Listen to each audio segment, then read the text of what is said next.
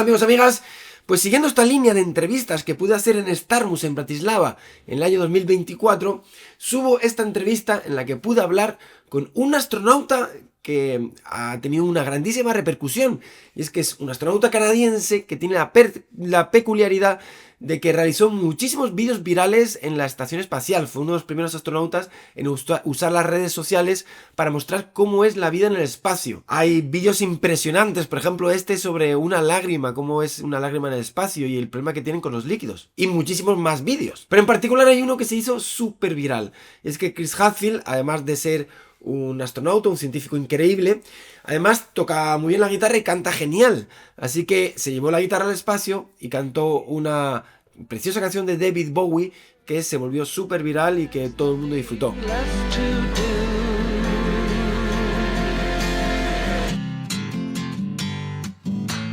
Pues en el contexto del Festival STARMUS en Bratislava, el año pasado, pues tuve el honor de poder entrevistar a Chris Hadfield durante una horita solo para mí, para conocer un poquito mejor a esta persona y, bueno, pues el trabajo de un astronauta y también su visión particular sobre cómo funciona la ciencia y cómo funciona el mundo. Un auténtico privilegio tener a esta persona tan interesante para poder conversar durante una hora tranquilamente. Así que aquí está la entrevista y espero que la disfruten. So thank you very much for your time. Thank you, Javi. How are you doing? My pleasure. I'm doing great. There's just so many fun things going on right now, and I'm learning a lot and doing things that I love. So yeah, it's a nice phase of life. I read your book, and I think Thank you. It's very inspiring. But my first question is about how you faced the career of space. First, you were a pilot, right? Yeah. I mean, you're an astrophysicist, so at some point in your life, you decided that's what I'm going to be, and then you had to do a tremendous amount of education in order to become an astrophysicist. Same for me. I decided to be an astronaut when I was 9 years old, but I'm from Canada. We don't have or didn't have astronauts, and we didn't have NASA, and we didn't have rockets, but I thought that's still what I want to do. And so I thought, how do I need to change who I am, just like you did? How do I change my skills so that someday maybe I could be an astronaut? So I started making life decisions when I turned 10 years old, and learn to scuba dive, because astronauts train underwater, learn to fly, keep my body in shape, learn to fly gliders, powered airplanes, get university degrees, all of those things. And the path that I chose was to be an engineer and to be a test pilot. And so I am a mechanical aerospace engineer, and I was a combat fighter pilot in the Royal Canadian Air Force, and then I was a test pilot with the U.S. Air Force and the U.S. Navy. And after all of that, that's how I got chosen by the Canadian Space Agency, and then they sent me down to be a NASA astronaut. So for 21 years, I served as a NASA astronaut, as a Canadian. How does it compare piloting a plane, a military plane, against a rocket? I've flown 3 rockets, and I've flown about 100 types of airplanes. Flying is flying. The problems are very, very similar. You have an engine, and you have a destination, and you have some way of controlling which way you're going, and you've got a limited amount of fuel, and you've got emergency systems. So there's a lot of parallels, and that's why a lot of astronauts have a flying background, because there's a lot of crossover. But airplanes are much more maneuverable and nimble and predictable. They're more elegant to fly. The spaceships are cumbersome and heavy. It's like the difference between a jaguar and an elephant.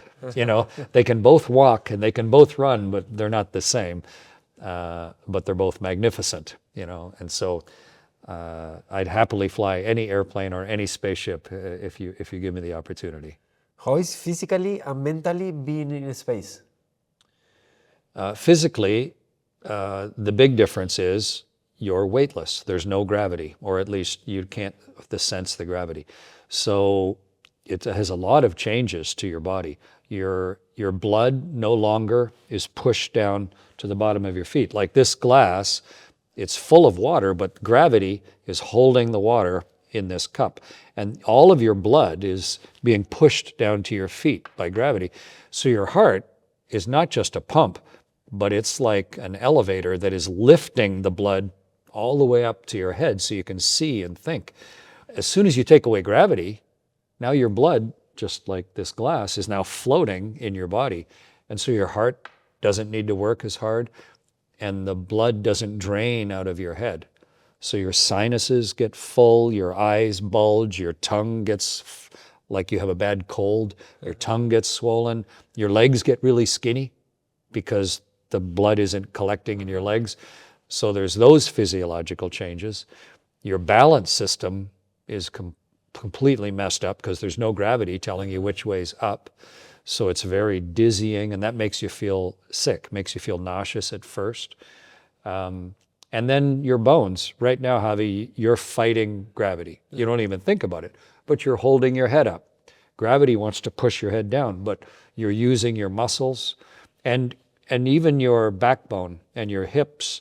You're fighting gravity right now.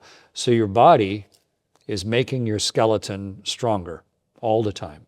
As soon as you take away gravity, then your body's like, Javi doesn't need a skeleton, or he only needs a really thin skeleton.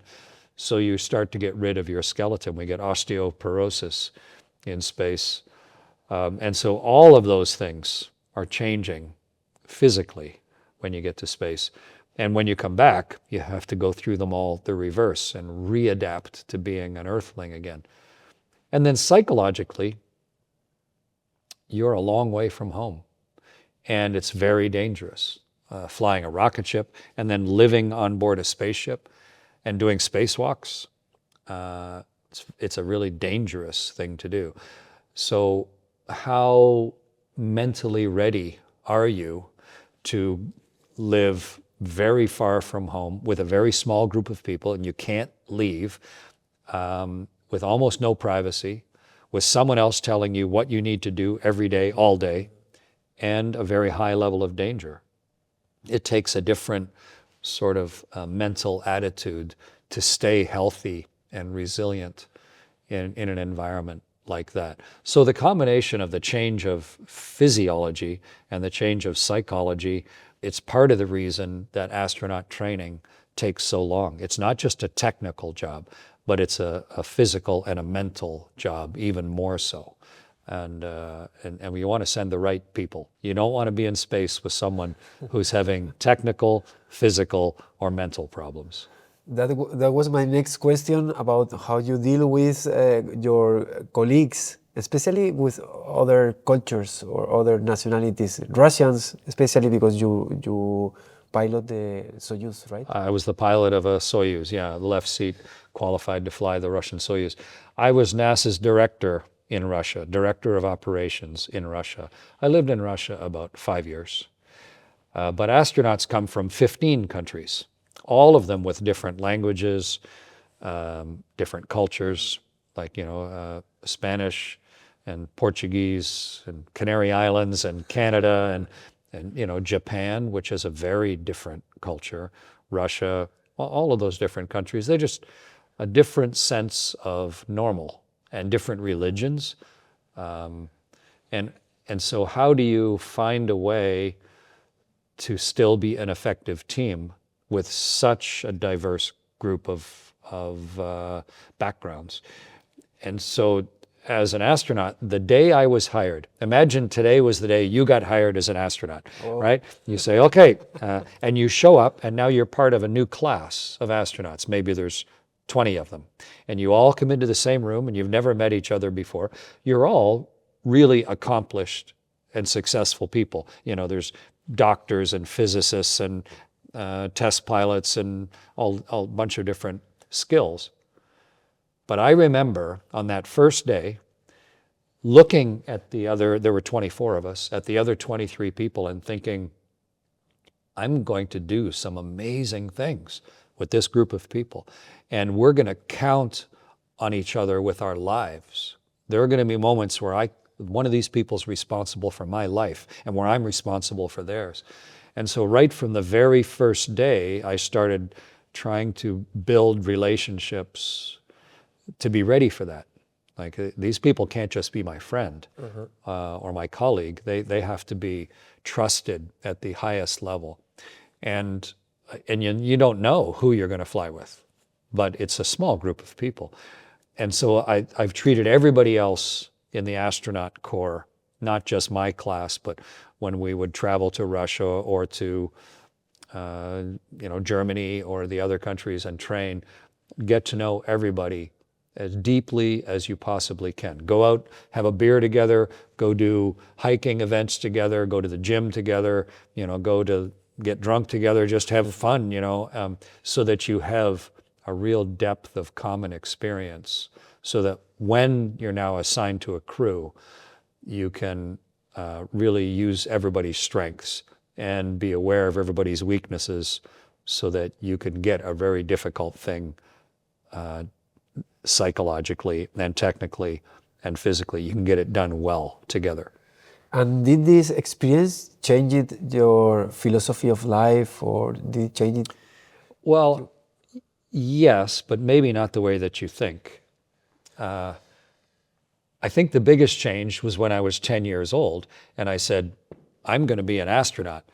That's a big change of your philosophy of life. Not like, hey, I don't care what happens in my life, I just want to party, or hey, I want to do this, I want to do that. When you start making a big decision with the direction of your life, that changes your philosophy. What's important to you? What are you not going to do? What are you going to focus on? So I started changing my philosophy of life when I was turning 10. And then I worked on that for the next 40 years. And all of the training and the travel, learning to speak Russian, spending 2/3 of my time training in other countries away from home, supporting other astronauts. When the Space Shuttle Columbia came apart and killed everybody on board, the other astronauts took care of their families and dealt with all of the review and trying to get safely back to flight again. That's a big change of your philosophy. And then also being in space and going around the world in 92 minutes, I've been around the world 2,650 times. And that also changes your philosophy and understanding of the world. If you can go around the whole world in 90 minutes, that's how long it takes to eat supper in a restaurant, right? And imagine in the time it takes for you to have your appetizer and your main course and your dessert, if in that same amount of time you could go all the way around the world and see the whole world,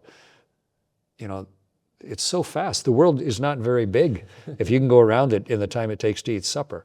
So that gives you a much clearer understanding of the reality and the finite nature and the shared commonality of humanity on this little blue ball. So I think all of those influences change your perspective of the world, and mostly, I think, for the better. The future of space exploration, I'm curious about it. What do you think about, for example, the Artemis project? If you look at human history, we've always lived somewhere, and then some of us have loved living there, and then some of us are like, I want to go somewhere else.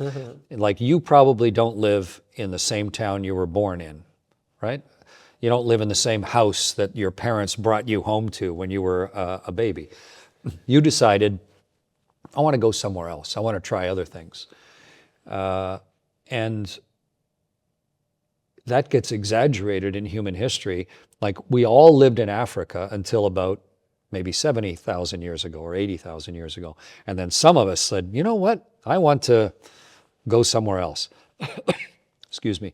I want to cross the Red Sea. And we started expanding, but we couldn't go to a lot of places because we didn't have the technology. We couldn't live in the cold places. We hadn't developed the life support equipment. We couldn't cross the oceans. We hadn't built good enough ships and navigation equipment. But over time, our technology has gotten better and better and better, so that we could start to live in places like Canada or Australia or Antarctica. And a little over 60 years ago, for the very first time, our technology got good enough that we could start to live briefly off the planet. And over the last, like during my lifetime, our technology has gotten better and better and better so that we can live longer and longer. And now we live permanently in space. We've had people living on the space station for almost 24 years. So a quarter of a century ago, we left Earth permanently. So that pattern of exploration is nothing new. It is human innate necessity enabled by technology to go live in new environments. And that's never going to stop. That's how we're wired. That's who we are. And the only real limitation has been, is our technology good enough to live there or not? And we're now at that amazing moment in history where we've sent some unpiloted probes, and we've sent 12 people who have walked on the surface of the moon. But they were just the very earliest super dangerous explorers. But now we're a generation or two past that we can actually now, sort of like Antarctica 50 years ago, we can actually start living on the moon. Our technology is good enough, and the cost of getting there is getting low enough that this is the moment in history, just like all those other historical moments, when we can start living on the moon. We can't do Mars yet. Our technology is not good enough. It's too far away. It's like, I don't know, you and I are sitting in Bratislava right now, and there's a great big river, the Danube right there. And you and I could say, hey, let's get a boat, and let's get some paddles, and get some hats for the weather, and get some food, and let's go to Australia. Right? We have a boat and we have food and we have propulsion, but we're not going to Australia because it's on the water. We could do it, but it's way too far. Going to Mars is sort of like that right now. We're capable of it, but we'd probably die. Almost guaranteed we'd die on the way. But eventually, we'll continue to improve our technology. So it's not just flying airplanes or flying to the space station or flying them to the moon. Eventually, we'll be able to fly to Mars. It's just a continuation of our history. And so I think it's super exciting. That's where we are in history. We are alive at the time when all of this is, when I was born, no one had flown in space. All of this has happened just in my lifetime. And I've been part of it. And we're at the cusp now of settling on the moon. And everyone's going, well, why would we want to settle on the moon? Well, we've always said that. Why would we want to settle in Canada? We're already living here in England. We're already living here in France, Spain. Why would we ever go to the Americas? And that's normal. Change is different. But if you just look at history, it is not only inevitable, but it's necessary for our species and our nature. And so, yeah, that to me, that is the future of space exploration, is a continuation of 100,000 years of human exploration. So you think this quote by Elon Musk saying that we are going to Mars in next decade is unrealistic? Well, we've already been to Mars with machines for 50 years. We sent the first Martian probes in the 60s and 70s. So we can send machines to Mars already and land them, and some pretty complicated robots, even a helicopter. But to send people right now would be very, very dangerous, just because our technology is pretty primitive. Like, think about how we do it. We have to launch a great big rocket from the Earth, which is dangerous, and then it has to fire its engine long enough to escape velocity, and then it has to coast for 6 months, or 5, across the interplanetary distance from here to Mars. And Mars is further away than most people think. Yeah. And then, but it's going to be going super fast. Now it gets to Mars, it has to slow down somehow and get into Mars orbit. So you have to bring all that fuel. And then how is it going to fly down through the Martian atmosphere and land? So you have to have brought enough fuel for that. How did you keep the crew alive for 6 months, no matter what failed? And then how do you safely land on an unprepared place in Mars? If you're flying on an airplane and they say, there are no runways anywhere. Like, where are you going to land your airplane? You know, Mars has no places designed to land. And then, since our robots are doing such a good job, why should we send people when our technology is still so primitive?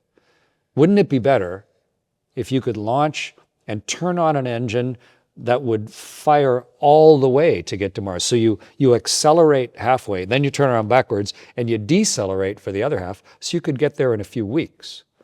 That would make it way safer, less radiation, less time for things to break. And then if you've got a good enough engine, then you could just fly it down and land. But we haven't invented those engines reliably yet. So it's, you know, like going to the South Pole. When the first people did it in 1911, most of them died, and it was just barely possible. But then we invented airplanes, and people started flying to the South Pole, and suddenly it became much easier and simpler, and therefore worth doing. And so we're still in the early stages of moving to Mars. So we need people like Elon Musk to say, hey, get all our eggs out of one basket. If you know, there have been big historical extinctions on Earth, we shouldn't allow ourselves to die if we can avoid it, right? That standard quote, the reasons the dinosaurs went extinct is because they didn't have a space program, right? They were eating their vegetables, and they looked up, and there was a big asteroid, and they all died. It would be kind of dumb of us, who have already built a space station and rocket ships, if we all died because we were like, we'll get to that next year, or get to that in 10 years. It'd be nice to improve our chances. But I think for now, space station, moon next, and then Mars. I don't think it'll be within 10 years, but hopefully within my lifetime, definitely within your lifetime. And you know, you need to be inspired, and you've got to have those challenges, just like you and I did when we were young. And I think Mars is the next obvious, logical place. It has water, has an atmosphere. It's a less complex place to live than most other planets. So yeah, I think we'll get there. Just maybe not as fast as people think. And beyond that, Elon Musk, SpaceX, and all these private companies, do you think are good for the sector, for space exploration? What are your feeling about it? Space exploration has always been done by private companies. Always. The lunar lander that Neil Armstrong and Buzz Aldrin landed in, it was built by a private company, built by Grumman. The space shuttle that I flew twice was built by Rockwell, a private company. Even the Russian rocket that I flew was built by Energia, a Russian company. So there's nothing new. Spaceships aren't built by the space agency, they're built by private companies, and then the space agency is the customer. The change recently has been, rather than the customer, like NASA, telling the company specifically what to build, like imagine you want a new car. How would you go buy a new car? You wouldn't contact the CEO of Ford and say, I want to tell you the car that I want you to build. No, you would go, okay, what cars does Ford build? And this one does the things that I want it to do, so I'm going to buy that car. And that's sort of what we're doing now in spaceflight. Rather than NASA telling the company what to build, they just say, we want a vehicle that can do these things, that can take 4 people to the space station, stay there for 6 months, and then bring them safely home again. You can build it any way you like, so long as it's safe. And that transition, I think, is good and natural. It makes it much less expensive. And so long as the safety is still there, then it's accomplishing the purpose well. And the cost has come radically down. From when I first flew in space to what it costs to go to space now is like an order of magnitude cheaper, over 10 times cheaper than it used to be. And if you can drop the cost by over 10 times, it opens up all sorts of new business. It needs to be regulated.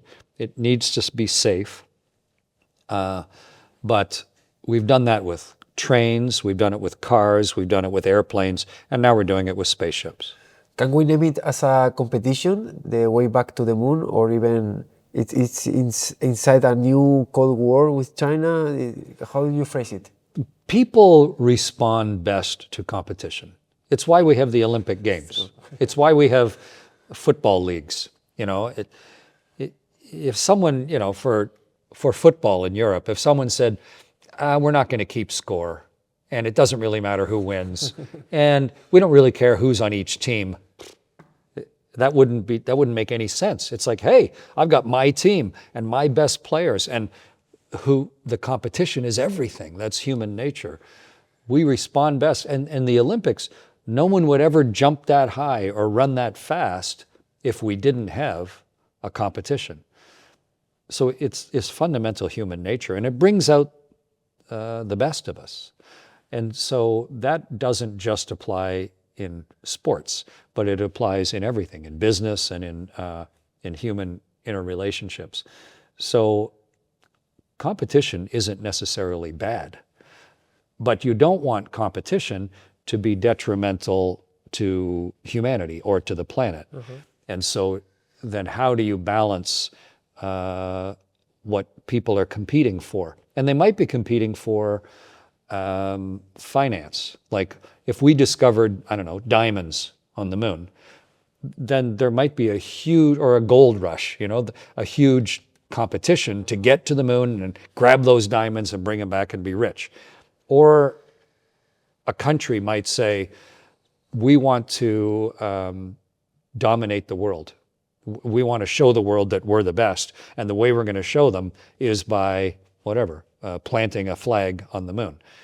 And that type of competition can be negative or it can be positive, right? But I think we need to take advantage of the human necessity and nature for competition in order to challenge ourselves to be as good as we can be, to do the things that long term are good for humanity. And so if there's a little competition, that's okay. If like you can say to the American politicians, hey, you know what? The Chinese are going to go kick your flag over on the moon. Then it might, provide impetus for them to, okay, we need to be a little more serious about that.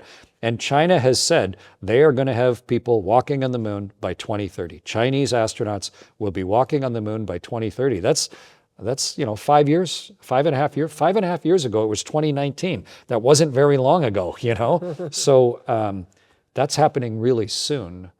And I think that competition is why 77 countries have space agencies. 77 countries have national space agencies because they recognize that there's a lot to be gained and they don't want to get left behind, which is just competition, right?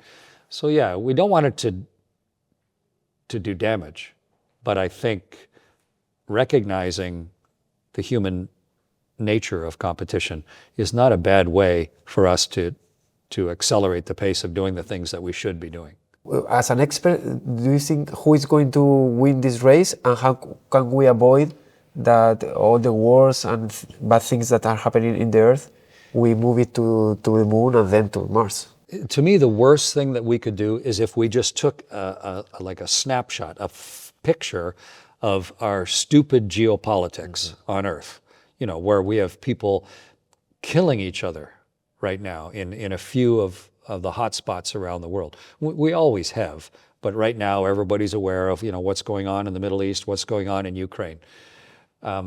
Wouldn't it be stupid if we just took a snapshot of world politics right now and just stuck that on the moon? And we have a little China, a little Russia, and a little whatever, America, and started dividing up the moon the same way. We have a complete choice with the moon. There are no rules yet, really. We have a whole new fresh start. And we have to decide collectively, the 8.5 billion of us, how do we want to do this? Hey, we just because our technology got good enough to get there now, and not just with a few explorers, but much cheaper. So how should we settle the moon? That's a big question right now. And so I'm involved in that in a lot of different ways. I'm the chair of the board of the Open Lunar Foundation, which is trying to help the world set policy on how we should settle the moon. I'm working with King Charles on the Sustainable Markets Initiative on what should be the societal norms as our technology allows us to settle space and settle on the moon. How should we do it? And how can we find common ground and not just have a jealous and suspicious competition with each other. And it's hard. It's hard to do. But there have been examples of great cooperation. Antarctica is not a bad example in that we couldn't get to the continent of Antarctica until really about 100 years ago, a little over 100 years ago. And so we settled Antarctica differently than we've settled every other continent on Earth. And the moon is sort of like another continent. It's about the size of Africa. So how are we going to settle it? Whose rules? If we discover diamonds or whatever, it won't be diamonds, but whatever, if we discover something like that on the moon, how are we going to self-regulate? If we're sending people to the moon, somebody kills someone on the moon, whose court? What are the laws on the moon? Who owns property, real estate on the moon? We do not have laws yet that define that. We just have sort of ideas. And I think now is one of those moments in history where we're going to branch and we have to decide which branch should we head down. Should we just keep doing what we're doing and repeat it on the moon? Maybe we can treat the moon not just as a new, say, mineral resource, but also as a new geopolitical chance. We can start settling the moon differently than maybe we settled South America. When the first people came 18,000 years ago, or when the Europeans came 500 years ago. And I think it's that if we don't do it now, then we're just sort of throwing the dice and just let whatever happens randomly. And I think it's irresponsible to do it that way. So that's why I'm working with King Charles. It's why I work with the United Nations. It's why I write papers about it. It's why I'm the chair of the Open Lunar Foundation. It's why I'm running the Creative Destruction Lab, Space Technology Incubator. A lot of those things are to try and help the world make a better decision for how we settle the moon. But we have a great example, and that is the International Space Station. We built that, 15 countries working together, countries that don't get along.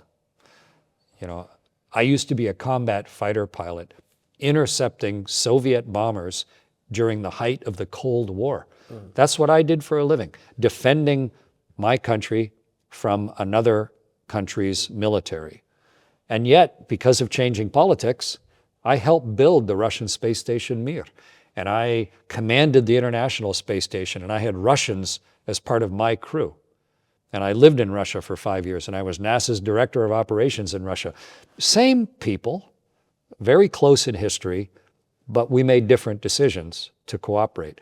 And the space station has been a marvelous example of human cooperation for over 30 years. So we can do it. And we can do it in space. We live by a different set of laws on the space station. We have the International Crew Code of Conduct. It's no country's laws. This is how this group of people have chosen to live in this new place. And we can just extend that to the moon if we decide to. Or we can say, nah, we'll just keep being idiots and just behave like, irresponsible human beings, like we do in a lot on the Earth. So to me, it's a very important time in history, and we need to do our best to take responsibility for our own choices. And I guess education and outreach is also a tool to get that. You are so involved in education and outreach. This is a book here, but you have 6 books, right? Yeah, I'm writing my 6th book, yeah. And I do television series. I did a series with National Geographic. I did one with BBC in the UK. I did a television series in Dubai. And I speak all over the world. In addition to, I'm a director of some companies and do other things as well. But people cannot take action if they don't know something exists. If you didn't know that, I don't know, Australia existed, you would never make a decision in your life that included Australia because you didn't know it existed. If you didn't know the space station existed, then it would never affect your thinking. You would never make any life choices if you didn't know we were settling the moon. So a big part of action is awareness.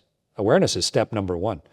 And if you're a 9-year-old kid on the Canary Islands, and you're going, man, what do I want to do with my life? And you look at that tall mountain and you go, what's that little white dome on the top of that tall mountain? What are those people doing up there? And they're discovering the universe up there.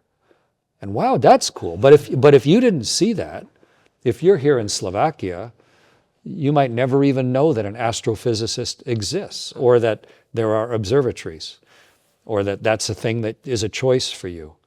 So being so lucky as I am to have commanded a spaceship and flown in space 3 times, I see a very large part of my public responsibility is to let other people at least know that this exists. This is a thing that people are doing.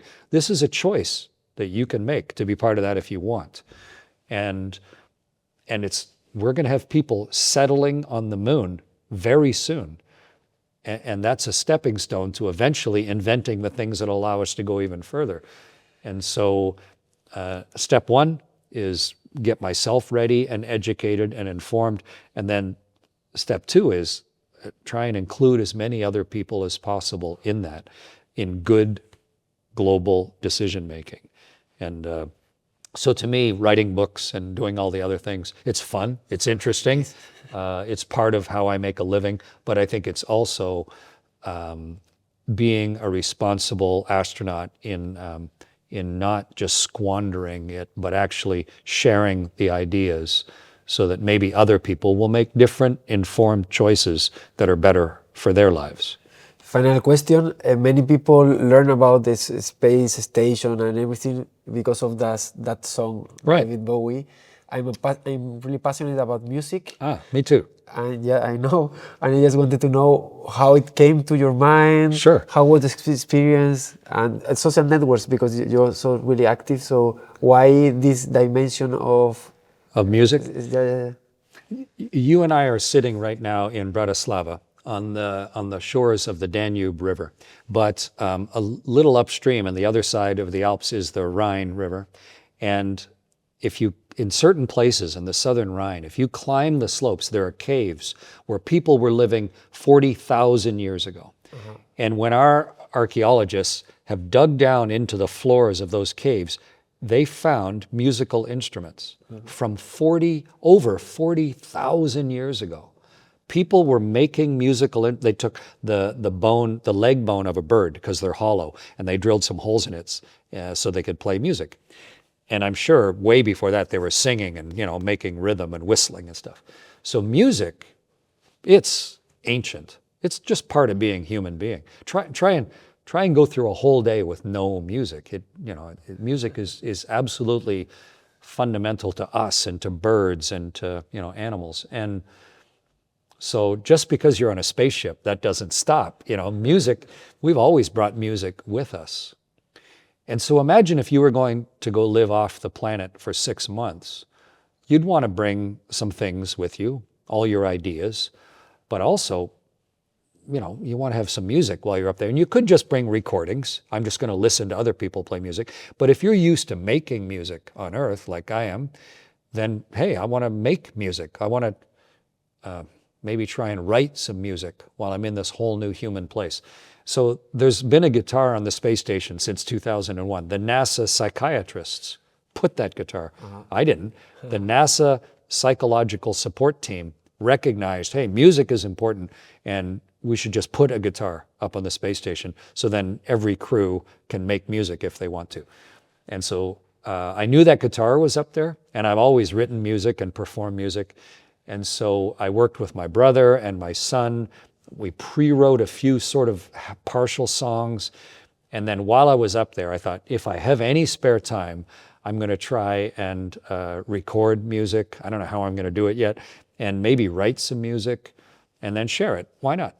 And then after a while, my son sent me a note saying, hey, Dad, why don't you do a cover of a space song like Space Oddity? And we rewrote the words so that the astronaut doesn't die, because in Bowie's original song, the astronaut dies, which seemed a little negative. But we got David Bowie's permission, and he loved my version of the song, and it came out great. And hundreds of millions of people have seen that version of David Bowie's song performed by me on the space station. And out of those hundreds of thousands of people, actually it's hundreds of millions. You know, I think just where my son posted it, there's like 50 or 60 million people have just on that one website. So yeah, it's like hundreds of millions of people that might not even have known the space station existed. They sure didn't know what it felt like to be on a space station. But music sometimes helps other people see how you feel. And to see me performing that there, they get a different sense of what it's like to be weightless and to be on board a spaceship. And so in amongst all the other ways that I could share the experience, I think that might have been the most effective. Mm-hmm. And so it's lovely. And David Bowie loved it. He was at the end of his life mm-hmm. too, right? He was only a couple years away from dying, and he got to see, he wrote that song when he was only 19 or 20. He got to see his song performed in a place he always wanted to go, and so he was very complimentary. And as a musician, it was just so much fun putting that together. And the other songs that I wrote up there and performed with people on the ground. And even now, 10 years later at STARMUS, I'm playing music with Brian May and Rick Wakeman and celebrating life and exploration through music. And the last thing is, we'll have musical instruments when we settle on the moon. Someone will bring a guitar, someone will bring a keyboard. And just like when we settled, say, in New Orleans, that was people from all around the world came and started living in New Orleans, and they took all of their musical histories and they created all new types of music culture, jazz and blues and that whole Cajun style of music. We needed to go to a new place in order to create that new type of music, or bluegrass music in the Kentucky hills. And so I'm really interested to see, after we've had a generation or two on the moon, what will the moon culture of music be? What will lunar music, lunarians playing their music, who knows? They have 1/6 gravity. They might invent different instruments and have a whole new sound. And it's just that continuing path of human capability and culture and awareness. And music to me is just one long continuum of that. Wow, beautiful. Thank you very much, Chris. Thank you, Javi. I appreciate it. Great. Pues esto ha sido todo. Un gustazo estar aquí con ustedes compartiendo este vídeo. Así que gracias a Garik, a Festival STARMUS y a todas las personas que forman parte de este equipazo. Nos vemos en La Palma del 25 al 29, que hay otra edición de STARMUS, esta vez en España. Un besito.